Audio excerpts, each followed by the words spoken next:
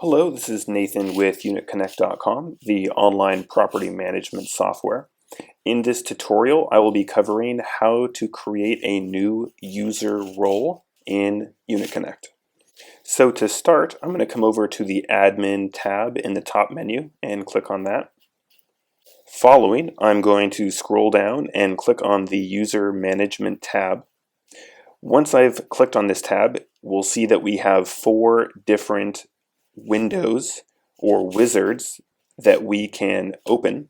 So that includes managing users, managing roles, new user wizard, and new role wizard. So in this tutorial, I'm going to be covering how to create a new role. So we're going to click on the new role wizard. So the new role wizard allows you to create a new role, and this will be applicable for someone that you have in mind within your organization or within your business. The new role wizard gives you the ability to create a specific role for someone within your organization or within your business.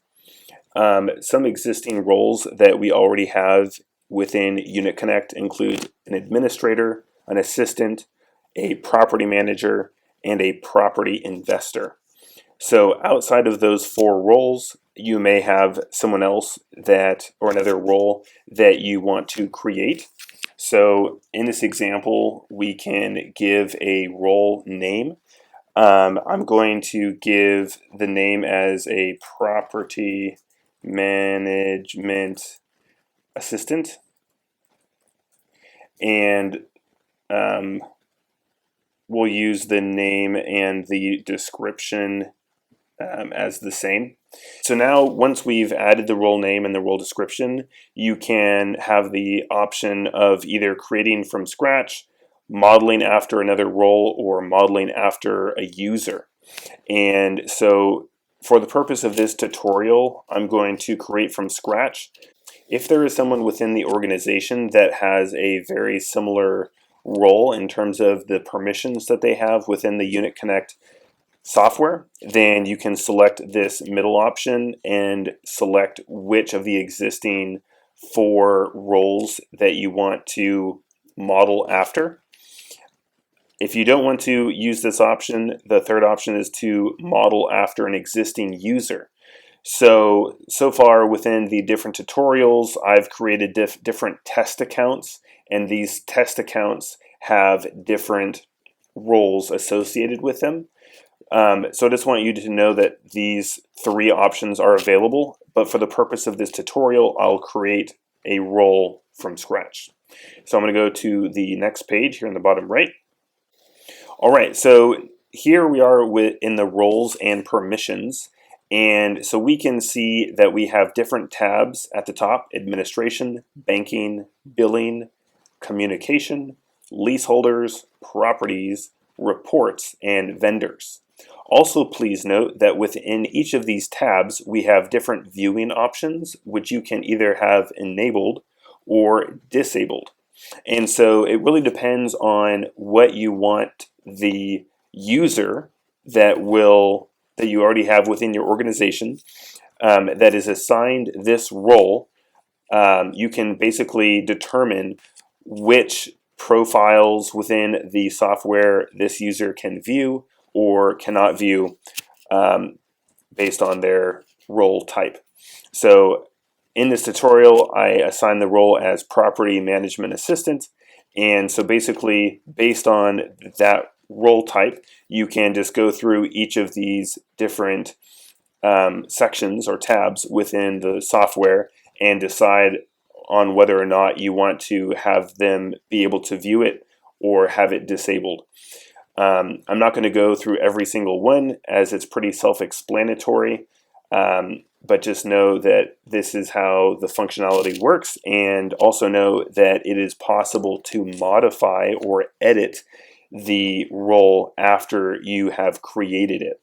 So for the purpose of this tutorial, I'm going to go ahead and just click Finish here at the bottom right. Are you sure you want to proceed? Yes. All right, you have successfully completed a new role wizard. So if I come back over to the admin page here in the top menu, click on that. And if I come down to user management, and now we have our manage roles. So we have the new role wizard, which we just completed, and manage roles. So I'm going to go ahead and click on that. All right, so now we can see that we have a fifth role type, and in this case, we just added a property management assistant. That may be the same or very similar as assistant, but I just wanted to create something so that you can see how this applies within the software.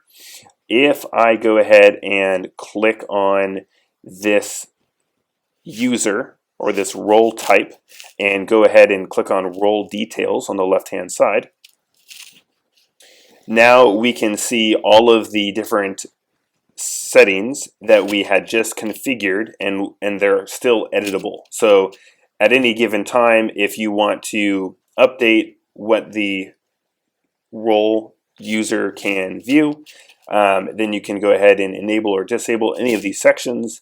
In addition, you can make this role type either inactive or active. And if you make any changes, be sure to click update here in the top right corner. I'm going to go ahead and click update. In addition, you can also change the description if that is something that you need to do. Once you've clicked on update, then everything should be updated within the software, and those changes should be applied within the property management software. All right, that concludes this tutorial on how to create a new role within UnitConnect.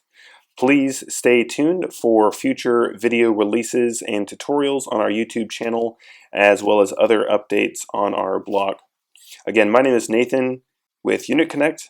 Thank you so much for watching, and have a great day.